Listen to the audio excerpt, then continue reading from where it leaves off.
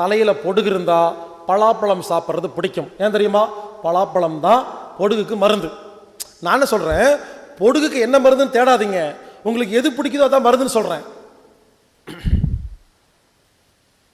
ரொம்ப சிம்பிளாக சொல்கிறேன், எது பிடிச்சிருக்கோ சாப்பிடுங்க, எது பிடிக்கலையோ சாப்பிடாதீங்க. எந்த சுவையும் வேண்டான்னு சொல்லாதீங்க, எந்த சுவையும் ஓவராக சாப்பிடாதீங்க, எல்லாமே சாப்பிடுங்கள்.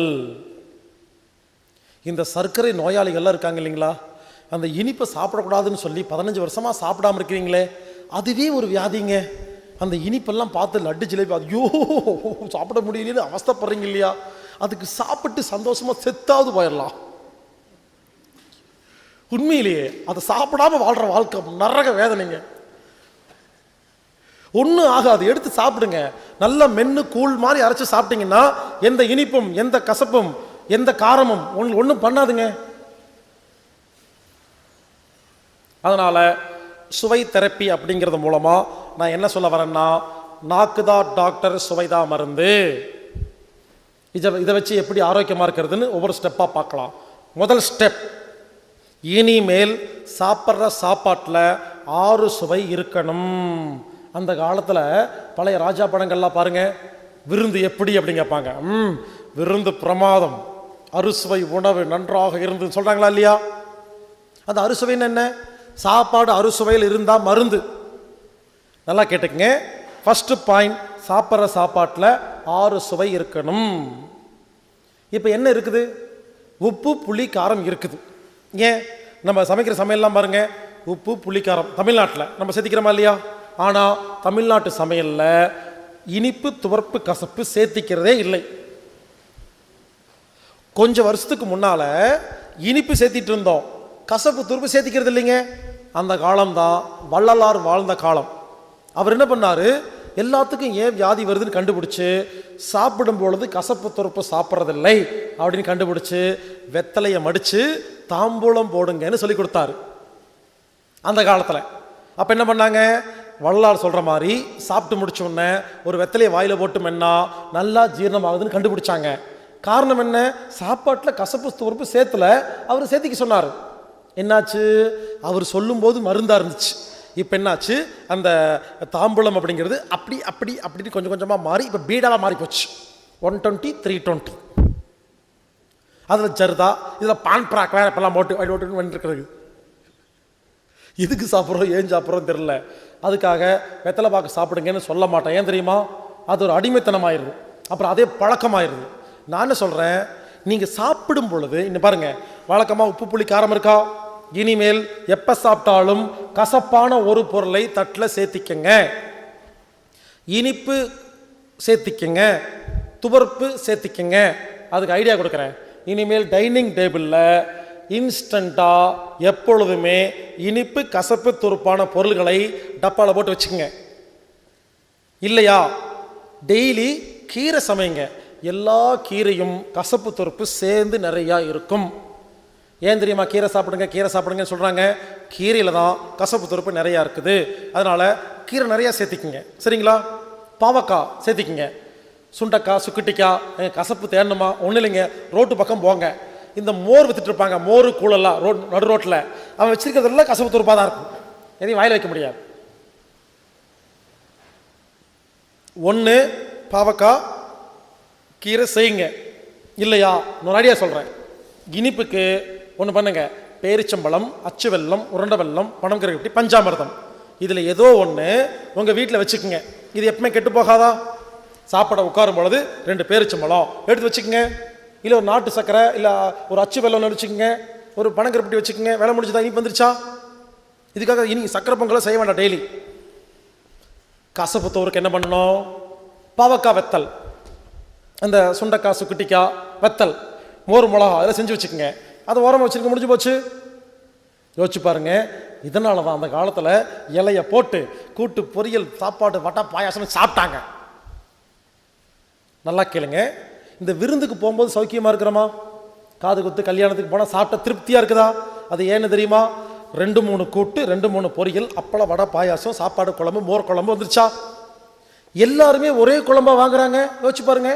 ஒருத்தர் சாம்பார் வாங்கி சாம்பார் சாம்பார் சாம்பார் சாப்பிட்றாரு, ஒருத்தர் சாம்பார் நல்லா இல்லை, ரசம் ரசம், இன்னொருத்தர் ரசம் மாற்றி சாப்பிட்றோமா இல்லையா?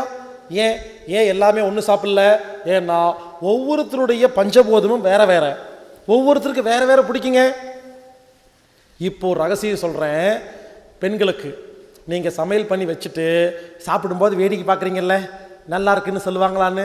ஒருத்தர் வந்து சொல்லுவார், உருளைக்கிழங்கு சூப்பராக இருந்துச்சுன்னு, கத்திரிக்காய் நல்லா இல்லைம்பாரு, நம்பாதீங்க, அவருக்கு நல்லா இல்லை. இன்னொருத்தர் வந்து கத்திரிக்காய் சாப்பிட்டு கத்திரிக்காய் சூப்பராக இருந்துச்சு, உருளைக்கிழங்கு சரியில்லைன்னு சொல்லுவார். புரிஞ்சுக்குங்க, இனிமேல் யாராவது நல்லா இருக்கு நல்லா இல்லைன்னு சொன்னால் ஒத்துக்காதீங்க. அவருக்கு பிடிச்சிருக்கு பிடிக்கலைங்கிறதா உண்மை, அது எப்பவுமே ஒரே மாதிரி தான் இருக்கும். ரொம்ப சிம்பிள். ஒரு பொருள் எல்லாத்துக்கும் பிடிக்காது, உங்களுக்கு பிடிச்ச ஒரு பொருள் எல்லாத்துக்கும் பிடிக்காது.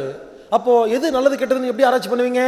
அவருக்கு தேவைன்னா நல்லது, அவருக்கு தேவையில்லைன்னா கெட்டது.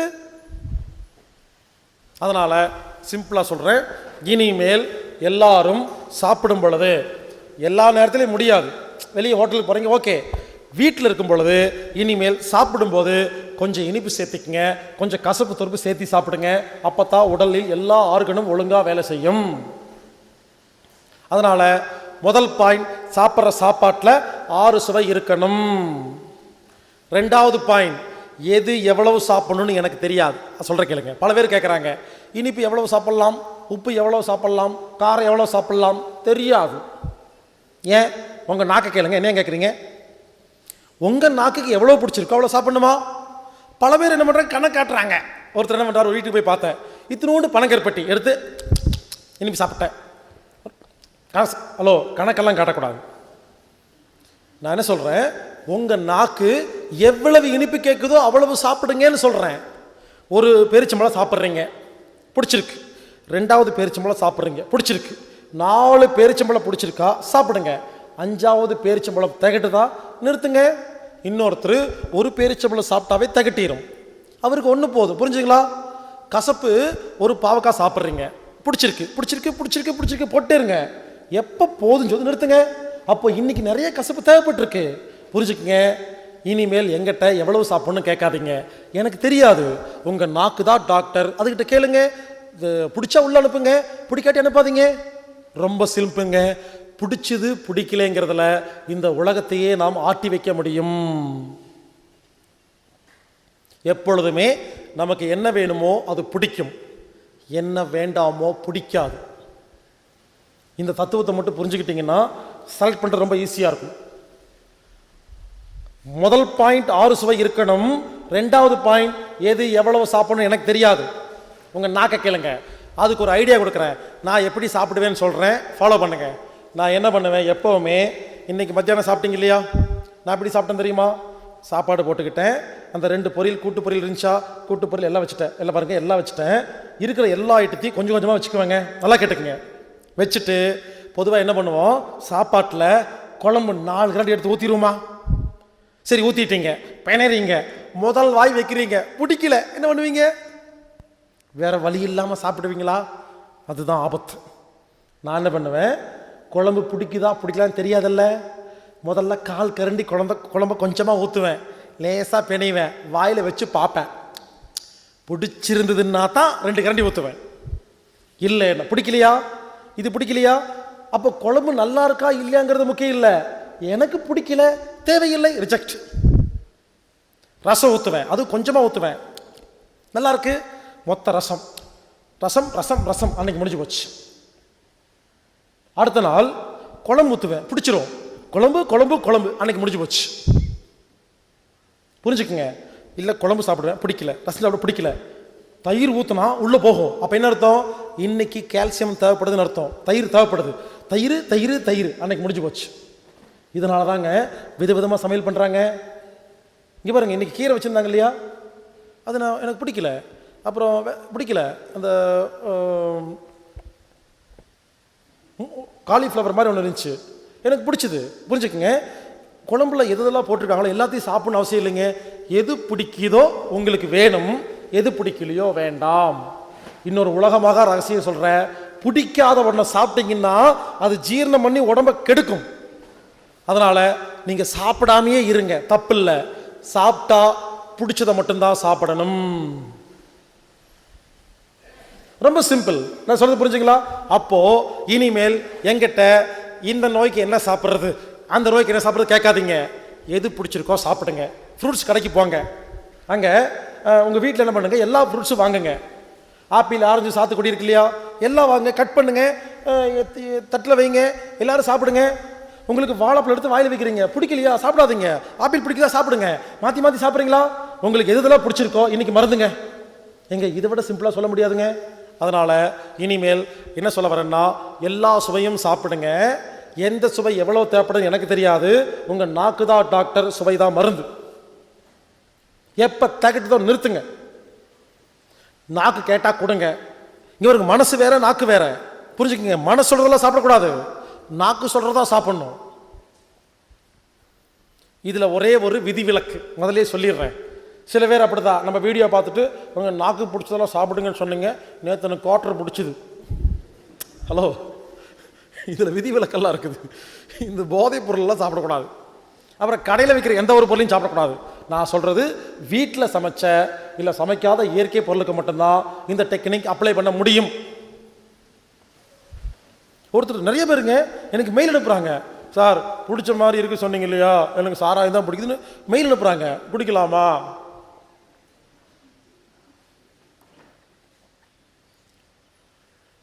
அடுத்த பாயிண்ட், நாக்கு தான் சுவையை ரிசீவ் பண்ணும், ஜீரணம் பண்ணும், வயிறு பண்ணாது.